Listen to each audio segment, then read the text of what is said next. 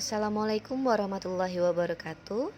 Topik kedua, demonstrasi kontekstual filosofi pendidikan, disusun oleh Arvina Frida Karela, PPG Prajabatan Gelombang 1 2024, FKIP Unila. Strategi dalam mewujudkan pemikiran Ki Hajar Dewantara, pendidikan yang berpihak pada murid. Pendidikan ialah memberi tuntunan terhadap segala kekuatan kodrat yang dimiliki anak agar ia mampu mencapai keselamatan dan kebahagiaan yang setinggi-tingginya, baik sebagai individu maupun sebagai masyarakat. Pengajaran adalah suatu cara menyampaikan ilmu atau manfaat untuk kecakapan hidup anak secara lahir dan batin. Pendidikan dan pengajaran merupakan usaha persiapan dan persediaan untuk segala kepentingan hidup manusia, baik dalam hidup bermasyarakat maupun hidup berbudaya dalam arti yang seluas-luasnya. Ki Hajar Dewantara. Dasar-dasar pendidikan pemikiran Ki Hajar Dewantara: mendidik dengan menuntun, mendidik murid sesuai dengan kodrat alam dan kodrat zaman, menanamkan budi pekerti, dan menerapkan sistem Among.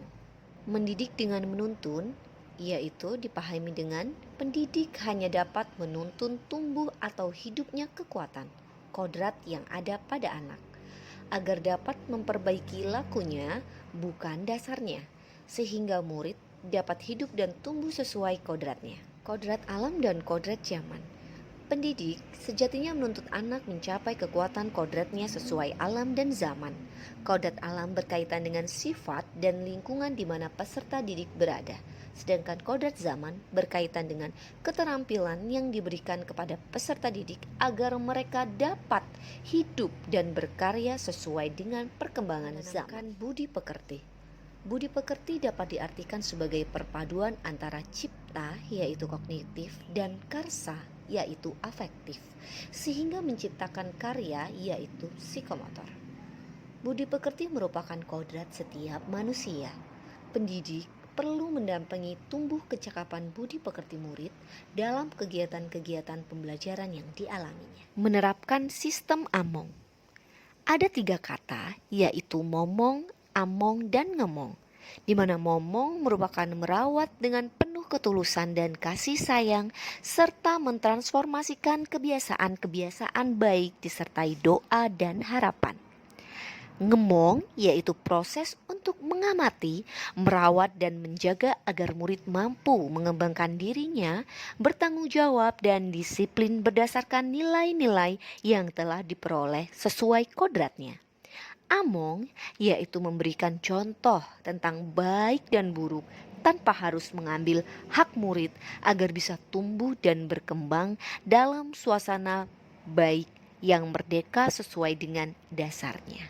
Setelah kita mengetahui 3 kata tersebut, KHD mengenalkan sistem Among yang menekankan pada proses pembelajaran yang dikenal dengan Ingarso Sung Tulodo, Ing Madyo Mangun Karso, Tuturi Handayani.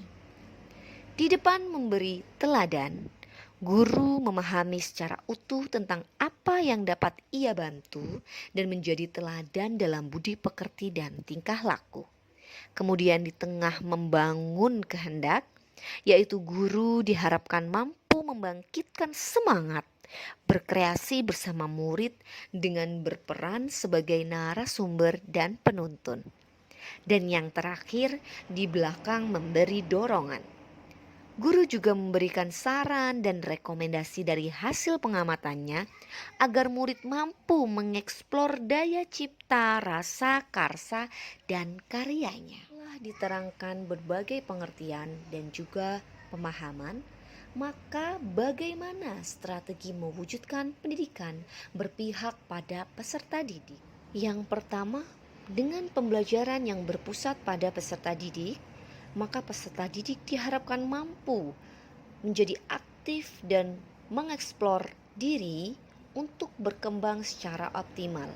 Guru diharapkan mampu menjadi fasilitator yang mendidik dan membimbing peserta didik untuk mengembangkan kemampuannya secara optimal.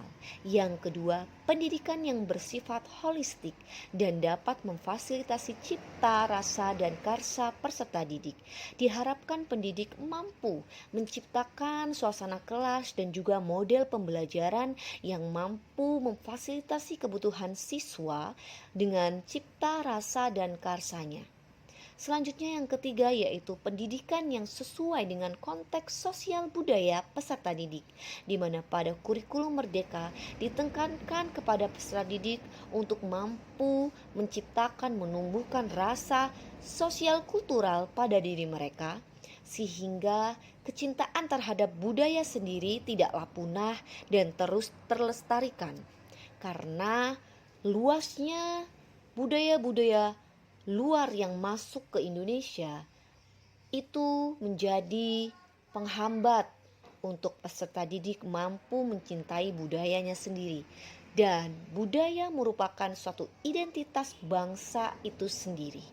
Selanjutnya yang keempat yaitu kemerdekaan belajar bagi peserta didik dengan tuntunan dari pendidik, di mana diharapkan peserta didik mampu memerdekakan belajar untuk dirinya sendiri dengan keinginannya, sesuai dengan minatnya, sesuai dengan bakatnya, sesuai dengan kodratnya, sehingga tidak merasa terpaksa dan merasa senang dalam pembelajaran. Sekian, terima kasih. Wassalamualaikum warahmatullahi wabarakatuh.